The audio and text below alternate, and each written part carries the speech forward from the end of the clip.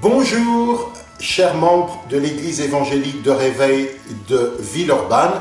Bonjour à vous tous également qui, pour la première fois, vous connectez sur la chaîne YouTube. Je suis très heureux de pouvoir partager ce moment avec vous. Que le Seigneur vous bénisse abondamment. Je voudrais commencer par vous remercier. Remercier chaque membre de l'Église, vous qui respectez les consignes qui ont été données par les autorités de notre pays. Merci pour cette marque d'amour, cette marque de respect. C'est important de se protéger.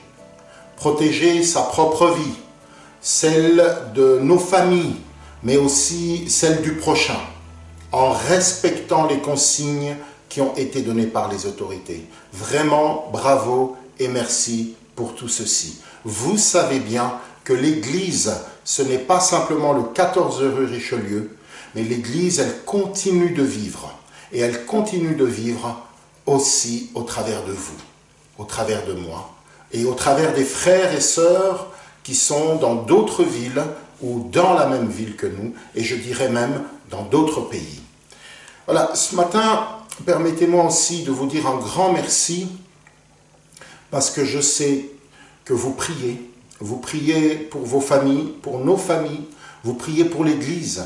Merci d'avoir répondu favorablement à cette demande que le conseil pastoral vous a faite de vous inscrire pour une chaîne de prière.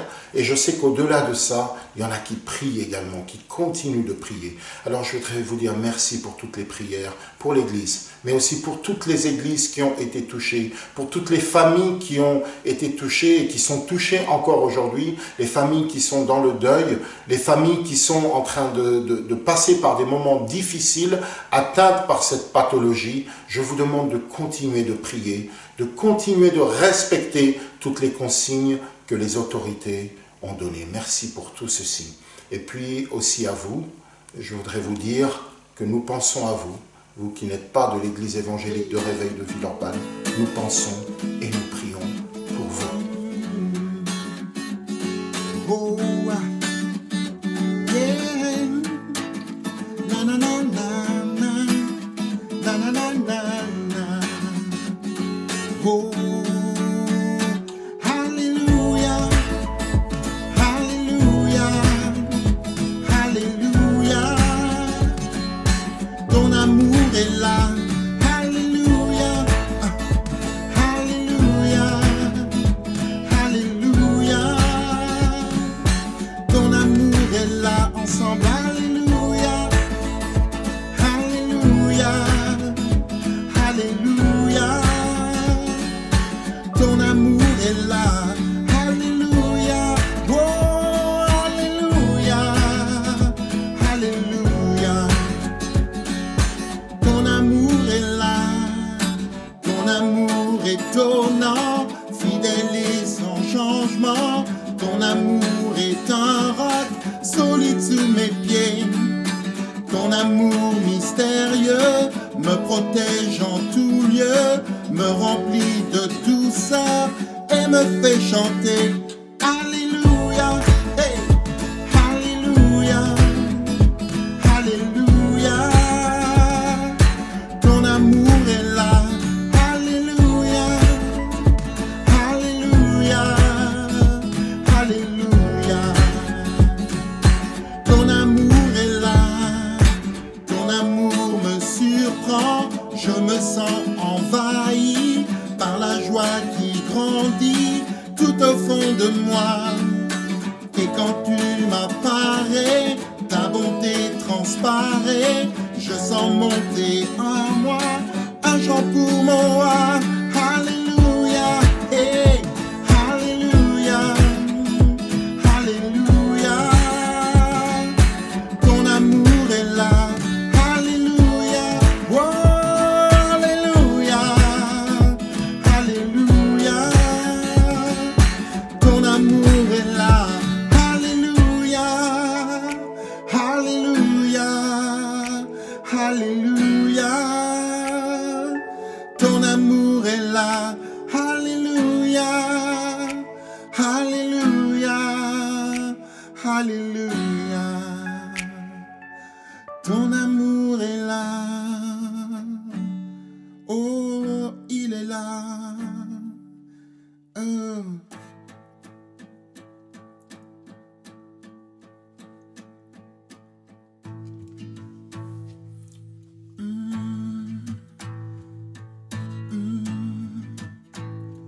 Combien Dieu est grand, chantons-le combien Dieu est grand, et tous verront combien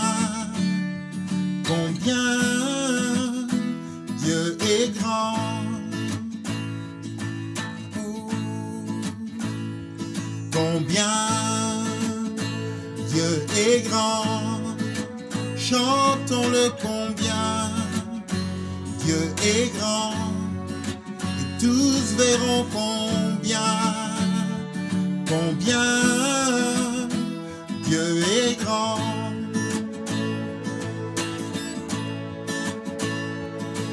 Le roi dans sa beauté, vêtu de majesté, la terre est dans la joie, la terre est dans la joie. Sa gloire resplendit, l'obscurité s'enfuit au son de sa voix, au son de sa voix. Combien Dieu est grand, chantons-le combien Dieu est grand, et tous verront combien, oh, combien Dieu est grand.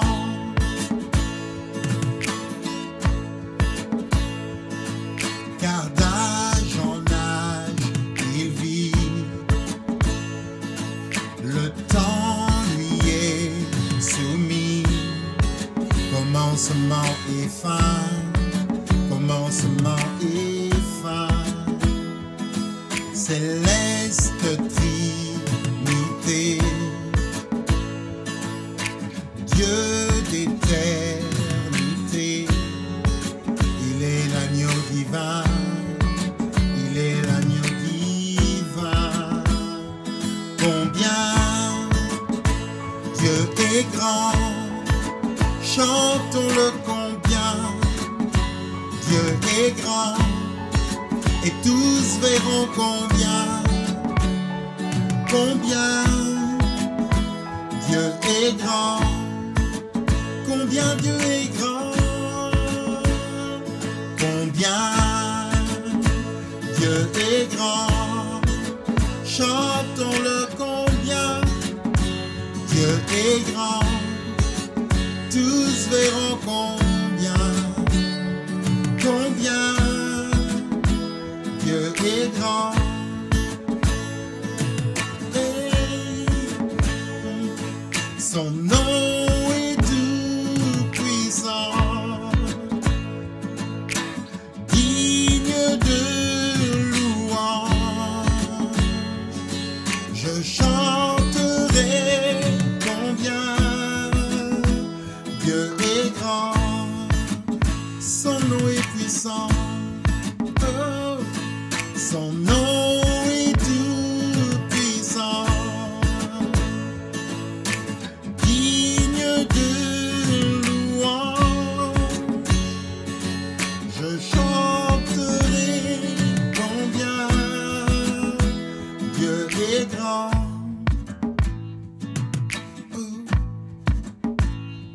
Combien Dieu est grand, chantons-le combien Dieu est grand, et tous verront combien Dieu est grand. Ce matin, je voudrais faire un message court. Un message qui va parler de quelque chose qui a suscité tant d'émotions, tant de querelles. L'amour. L'amour. Combien de chansons ont été écrites et qui parlent d'amour, sous différents plans. L'amour a été chanté. L'amour a été écrit. Combien de livres ont été écrits qui parlent d'amour? Combien de choses ont été réalisées par amour? Et notre Seigneur lui-même parle d'amour. L'amour, c'est le lien, le mot plutôt, le plus important qui exprime le lien à Dieu et à l'autre.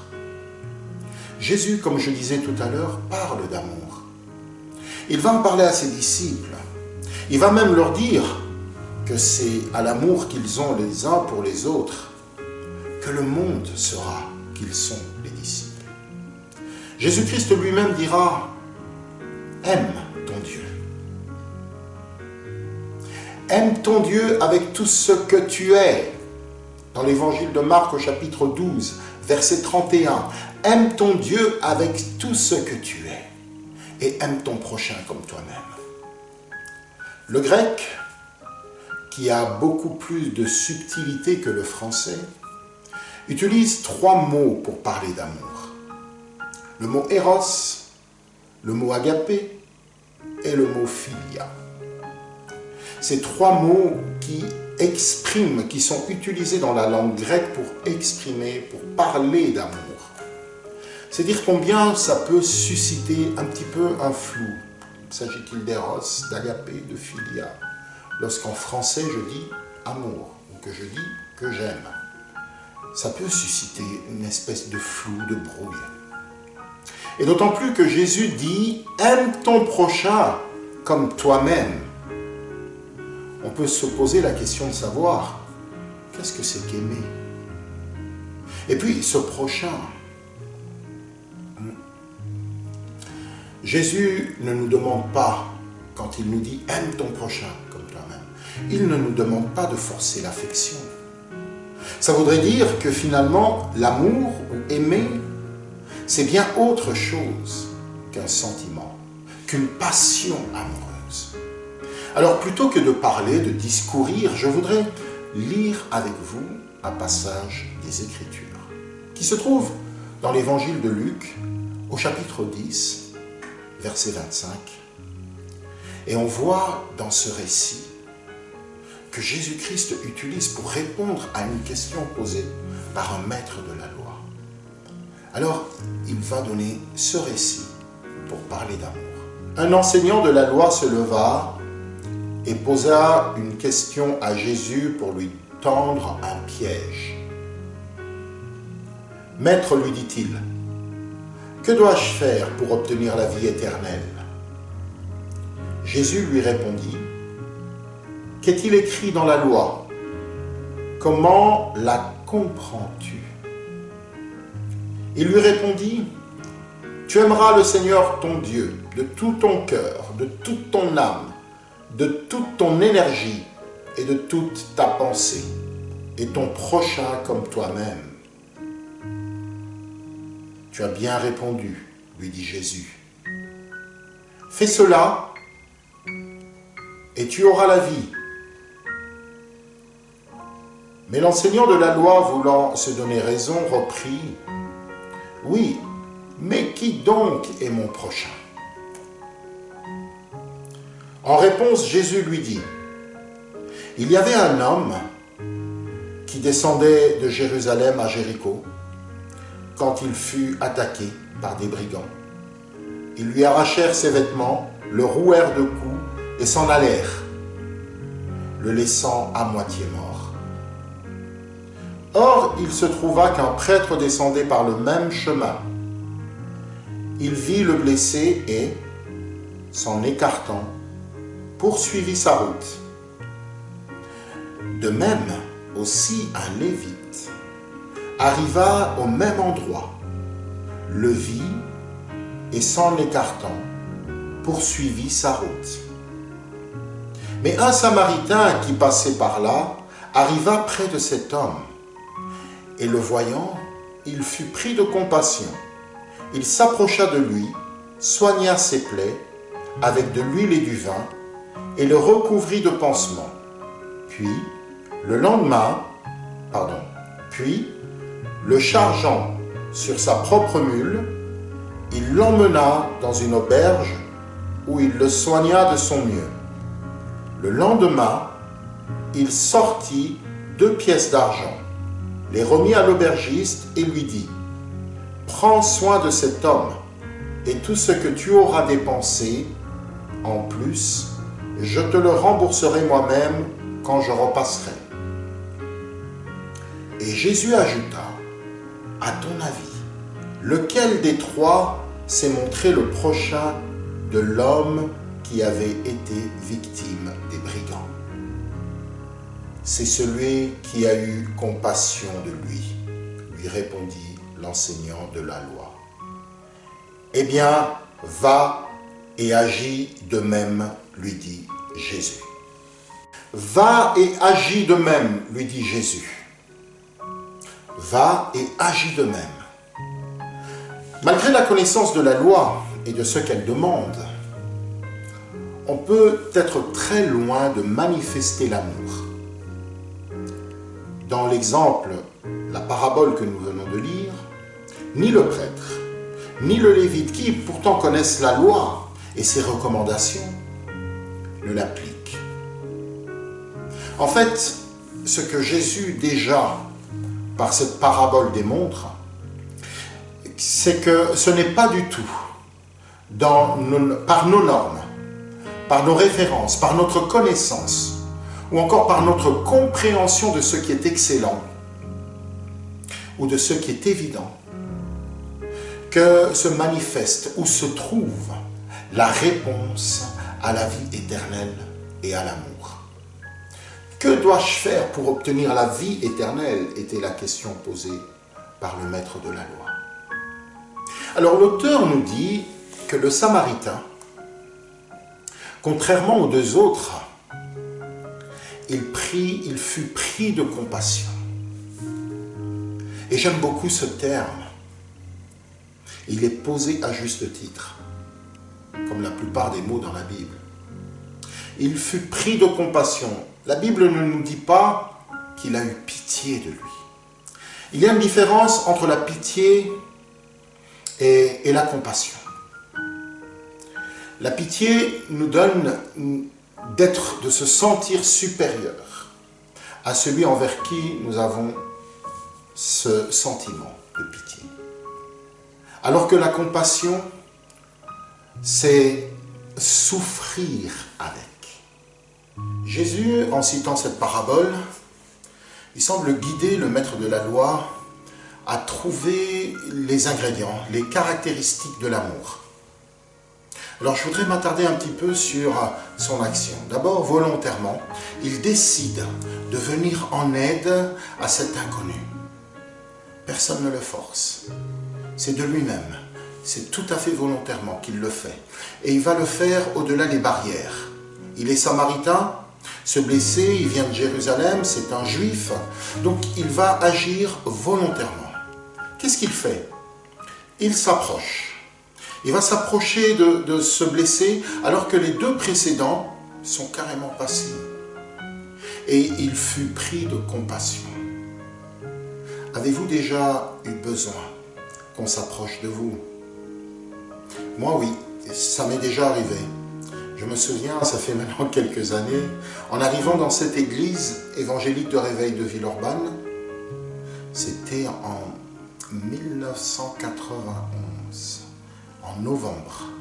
J'étais bien content que quelqu'un s'approche de moi, je ne connaissais personne. Et c'est pas le responsable du service d'accueil, c'est pas à lui que je vais apprendre ça. En tout cas, ça fait grand bien. Peut-être que vous aussi, vous avez eu besoin qu'on s'approche de vous.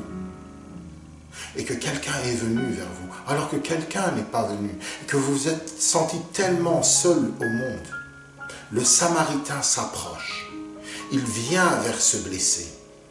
Et puis non seulement il va s'approcher, il ne va pas s'approcher faire un constat, non, il soigne les plaies.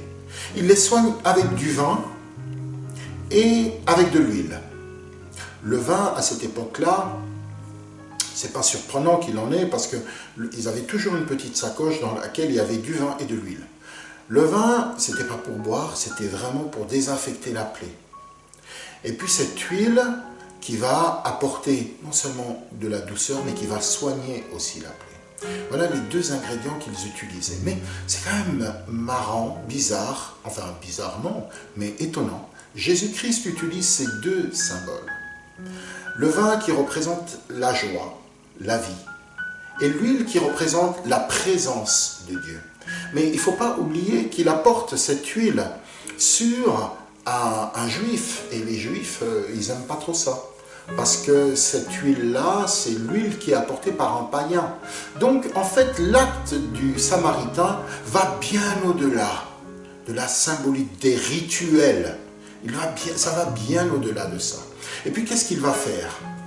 Non seulement il va soigner les plaies, mais il va les recouvrir d'un pansement. En fait, ce gars, il va vraiment jusqu'au bout des choses, quoi. Il ne s'arrête pas en cours de route. Il ne fait pas les choses à moitié. Et pourtant, il n'a rien à gagner. Il ne profite même pas de la faiblesse de l'homme blessé. Il ne va rien lui demander. Il ne lui demande pas quoi que ce soit. Il ne va même pas l'emmener dans ses propres croyances, dans ses propres convictions. Ce qu'on appelle aujourd'hui, il ne va même pas l'évangéliser. Cet homme ne met pas la main dessus. Mais il va le conduire vers l'aubergiste. Et là, c'est vraiment la démonstration que le Samaritain est complètement détaché de sa bonne œuvre. Je voudrais vous inviter à écouter le témoignage de Sigrid. Bonjour, c'est Sigrid, j'espère que vous allez bien. Ce matin, j'avais envie de vous partager un souvenir, un petit truc qui s'est passé quand j'étais enfant et qui traite du thème de l'amour, comme Joss m'a demandé. Pour ceux qui savent, quand j'ai eu 4 ans et demi, mes parents se sont séparés. On a été envoyés, ma sœur et moi, dans un internat en Suisse. On restait 3 mois et on rentrait 1 semaine à la maison. Ma mère avait accepté ce deal pour qu'elle puisse demander au juge d'avoir la garde des enfants, parce qu'elle avait 3 enfants, une voiture, et c'est un peu juste pour pouvoir élever des enfants. Donc on est parti au départ 3 mois, et ça nous a tellement plu qu'on est resté bien plus longtemps, mais ça c'est une autre histoire. Ce que je voulais vous dire, c'est un petit épisode de ce qui s'est passé là-bas. On restait 3 mois, et un week-end sur ce trimestre, on partait dans des familles suisses, des familles qui finançaient une partie du travail qui était fait là-bas auprès des enfants. Et nous, une des fois où on est parti dans la famille Rossel. Pourquoi je vous parle de cette famille? Parce qu'elle m'a profondément marquée par un geste d'amour, justement. Donc on est parti sur ce week-end-là, on a passé un week-end magnifique, on est revenu avec du chocolat, des gâteaux, des cadeaux et plein de choses. Et surtout, ce qui m'a marqué, c'est qu'une fois qu'on est rentré chez nous, donc on a passé quelques années dans cet internat, on recevait de leur part des chocolats, des petits calendriers à nos anniversaires ou à Noël. Et lorsqu'on est rentré chez nous, lorsque cet internat s'est terminé, on a continué à recevoir des petits versets, des petits calendriers, du chocolat, un abonnement à un magazine chrétien, Vitamine, s'appelait-il. Et en fait, ça a duré des années. Ça a duré des années alors que on leur a pas écrit pour dire merci, parce qu'on était super mal polis. On n'a pas téléphoné pour prendre des nouvelles. C'est un couple qui n'avait pas d'enfants et qui a continué à nous envoyer malgré tout voilà, le chocolat, les calendriers, à prier pour nous. On avait un petit message de leur part. Quand j'ai eu 14 ou 15 ans, j'ai reçu une lettre qui disait « Est-ce que tu veux qu'on continue à t'abonner à ce magazine ?» qui est un peu pour les enfants, et j'ai répondu, peut-être l'unique fois où j'ai donné des nouvelles, j'ai répondu en disant « Il y a mon frère, mon jeune frère, qui profite aussi du magazine, donc oui, on aimerait bien. » Et en fait, avec le temps, ça a été une des seules sources, en fin de compte, d'un message chrétien. On n'allait pas à l'église, j'étais pas issue d'une famille chrétienne, mais on recevait ce calendrier avec les petits versets, on recevait ce magazine, on recevait un petit mot 2 fois par an, ma sœur et moi. Et ça a continué comme ça pendant presque 20 ans. Quand je suis arrivée dans la région lyonnaise, ma mère faisait suivre mon courrier, bien sûr, puis un jour je reçois une lettre de cette famille qui me dit « Bon, voilà, ça fait quasiment 20 ans qu'on t'envoie 1 ou 2 fois par an du chocolat et tout ça, et on voudrait te dire aujourd'hui qu'on va s'arrêter, mais qu'on espère que la parole de Dieu a pu fructifier dans ta vie. On te fait parvenir un petit testament, et il y avait un testament dans le courrier, Et sache qu'on a prié pour toi, qu'on va continuer à prier pour toi et qu'on espère que tu vas rencontrer Dieu. Et là, j'ai extrêmement honte parce que j'ai 24, 25 ans et que ça fait déjà bien longtemps que j'ai fait une démarche personnelle avec Dieu et que je ne leur ai jamais dit. Donc, je fais une lettre, je fais un courrier et je leur raconte ce qui s'est passé dans mon adolescence. Je leur raconte que j'ai fini par prendre une décision quand j'ai eu 18 ans. Et que je me suis mariée, que j'ai déjà des enfants et que j'aimerais bien les rencontrer. Donc on est parti toute la famille à Bienne, en Suisse, pour les rencontrer. Ça a été un moment fort des deux côtés. Et je pense aussi pour eux de se dire, mais j'ai prié pendant 20 ans sans avoir de nouvelles, sans savoir si ça marche. Peut-être en étant découragés parfois. Et aujourd'hui, elle vient avec son mari qui est aussi engagé, avec ses enfants. Et il y a eu un changement. Il y a eu beaucoup de petites choses, beaucoup de petits gestes d'amour, je pense, qui sont pas anodins, qui m'ont touchée dans ma vie, au milieu des difficultés. Mais là, d'avoir de manière régulière la parole de Dieu qui m'arrivait à la maison sous forme de magazine, vraiment quelque chose d'adapté pour les enfants, a eu un impact dans ma vie. Donc ce que je voulais partager avec vous, c'est ce geste d'amour qui semble... Il y a plein de fois dans nos vies où on se dit, mais est-ce que ça sert à quelque chose ? Est-ce que ça porte des fruits ? Est-ce que ça va marcher ? Et oui, ça a marché. Donc voilà, je voulais partager avec vous ça, les petits gestes d'amour. Continuez sans relâche. Merci beaucoup Sigrid pour ce beau témoignage dans lequel on a compris effectivement que ces personnes qui éprouvaient de l'affection, de l'amour pour toi, n'attendaient rien en retour. Mais il y a une réciprocité dans l'amour. L'amour, c'est bien plus qu'un sentiment. Et si Jésus raconte cette parabole, c'est parce qu'une question lui a été posée. Et maintenant qu'il a répondu à la question, en fait, de savoir qui est le prochain, moi, je pourrais poser la question autrement. Qui est le prochain dans ce récit ? Qui suis-je dans ce récit ? Et en répondant à cette question, je peux en partie comprendre ce qu'est aimer son prochain. Je vais peut-être enlever mes lunettes parce qu'on me dit qu'il y a un reflet de lumière dedans. Si je suis le Samaritain, nous l'avons compris, le prochain, c'est celui vers qui je vais, vers qui j'éprouve de la compassion, celui vers qui j'exerce les caractéristiques de l'amour tel que Jésus-Christ l'a décrit dans cette parabole, c'est-à-dire un choix, un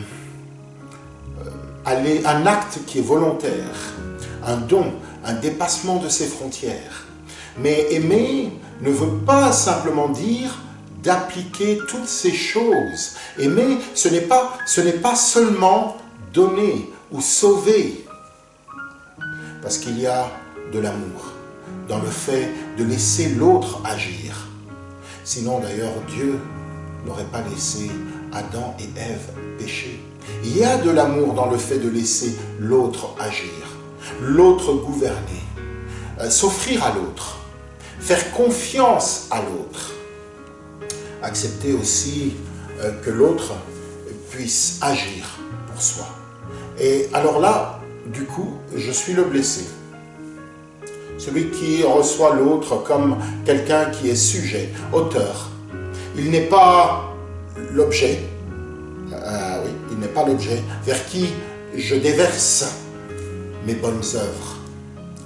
En fait, le Samaritain et le blessé représentent les deux facettes de l'amour, avec bien sûr de la réciprocité. Parce que l'amour, il se vit, l'amour, c'est une relation entre deux personnes, entre deux êtres. Aimer, c'est donner, mais c'est aussi recevoir. Aimer, c'est aller vers l'autre, mais c'est également laisser l'autre venir vers soi. Aimer, c'est sauver, mais c'est aussi accepter d'être sauvé. Aimer, finalement, c'est agir et c'est laisser faire. Et nous avons beaucoup de mal à laisser Dieu faire. Nous aimons Dieu et nous voulons faire des tas de choses pour lui. Nous devons apprendre à les faire avec lui. Finalement, si Jésus cite le Samaritain et le blessé, c'est bien pour me dire que la clé fondamentale de l'amour et d'accepter l'autre différent de moi. Mon prochain, celui qui n'est pas comme moi, qui n'est pas comme je voudrais qu'il soit. Un membre de l'Église qui n'est pas comme je voudrais qu'il soit, ou un pasteur qui n'est pas comme on voudrait qu'il soit. Du coup, aimer est bien plus qu'un sentiment, mais une manière de vivre, avec des choix, des obstacles à dépasser, des choses à accueillir.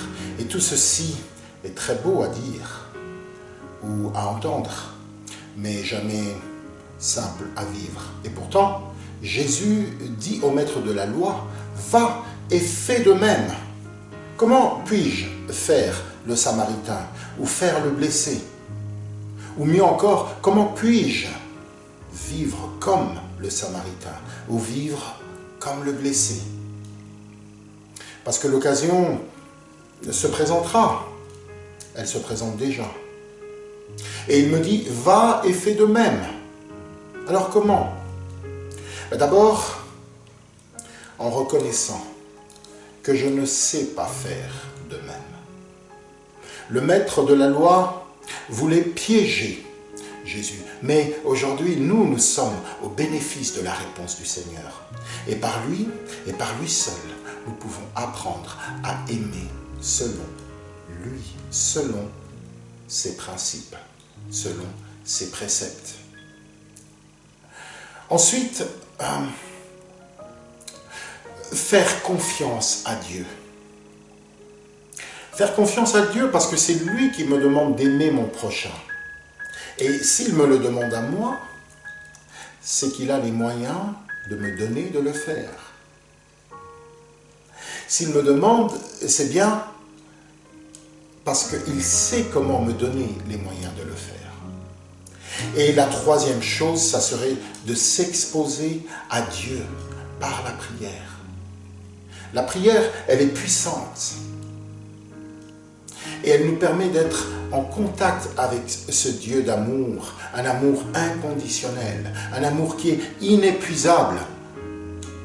Et la prière, elle nous est offerte gratuitement pour qui veut s'ouvrir à Jésus-Christ. Voulez-vous prier avec moi? Je voudrais te remercier, Seigneur, pour tout ton amour. Je voudrais te remercier parce que tu nous donnes au travers de ta parole, certes de comprendre en partie ce qu'est l'amour. Et je voudrais davantage te dire merci parce que par ton esprit, tu viens nous révéler ce qu'est l'amour. Je voudrais reconnaître aujourd'hui que je ne sais pas.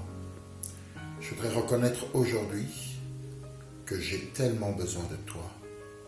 Et je voudrais accepter d'élever ma voix vers toi et de te demander ton aide. Viens, Seigneur, m'apprendre à aimer selon toi, selon ton cœur.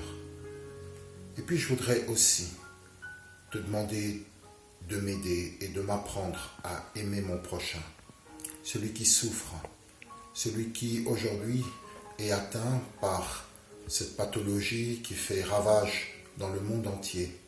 Seigneur, apprends-moi à fléchir le genou devant toi et à t'apporter de tout mon cœur, de toute mon âme, de toute ma pensée. Seigneur, mes bien-aimés, mes frères, mes sœurs et toutes ces populations qui sont touchées par cette pathologie. Seigneur, tu es aussi celui qui console ceux qui ont été touchés par le deuil. Je pense à une famille, Seigneur, particulière, et je voudrais vraiment te l'apporter maintenant. Je pense à notre frère Samuel, Seigneur, que tu l'assistes, que tu le relèves. Merci pour qui il est, merci pour qui vous êtes, à la gloire de notre Dieu. Amen. Qui est semblable au lion à l'agneau, assis sur le trône. Les monts s'inclinent, l'océan rugit devant le Seigneur. Qui est lion à l'agneau, assis sur le trône. Oh, les monts s'inclinent, l'océan rugit devant le Seigneur. Louez Adonai, du lever du soleil jusqu'à la fin du jour. Louez Adonai, toutes les nations du monde, tous les anges et tous les saints te louent. Hey! Qui est semblable au lion à l'agneau, assis sur le trône? Yeah. Les monts s'inclinent, l'océan rugit devant le Seigneur. Qui est semblable à lui? Qui est semblable au lion à l'agneau, assis sur le trône? Oh, oh, oh. Les monts s'inclinent, l'océan rugit devant le Seigneur. Louez Adonai, du lever du soleil jusqu'à la fin du jour. Louez Adonai, toutes les nations du monde, tous les anges et tous les saints te louent.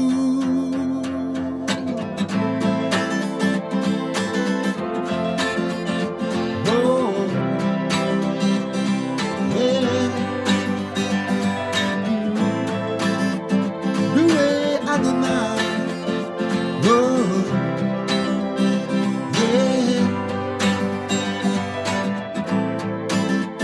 Qui est semblable au lion à l'agneau, assis sur le trône? Les monts s'inclinent, l'océan rugit devant le Seigneur.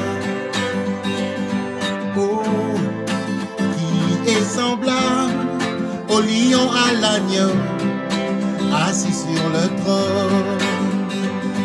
Yeah. Les monts s'inclinent, l'océan rugit devant le Seigneur. Louez, louez Adonai, du lever du soleil jusqu'à la fin du jour. Louez Adonai, toutes les nations du monde, tous les anges et tous les saints te louent.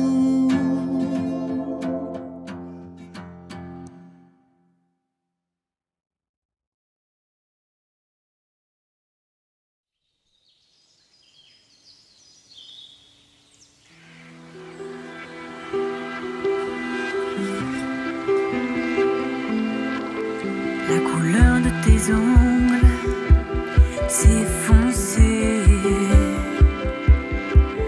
Tes cheveux ont perdu leur soleil. Tu as troqué tes vêtements colorés contre un sombre manteau sans merveille. Tu parles un peu haut et ris bien trop fort, car entre eux et toi, un secret fait ombrage. Même si à petit feu il consume ton corps, tu le tiens serré à l'abri des regards. Il paraît qu'il y a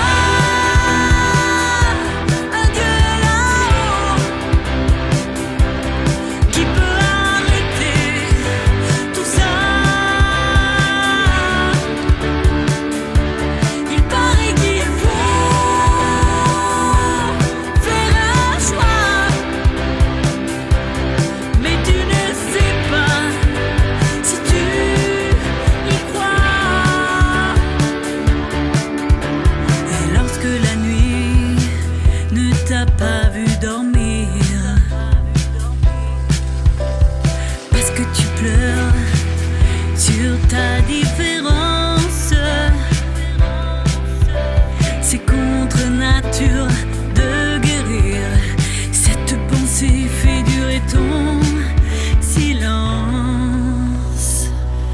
Il paraît qu'il y a un Dieu là-haut qui peut arrêter tout ça. Il paraît qu'il faut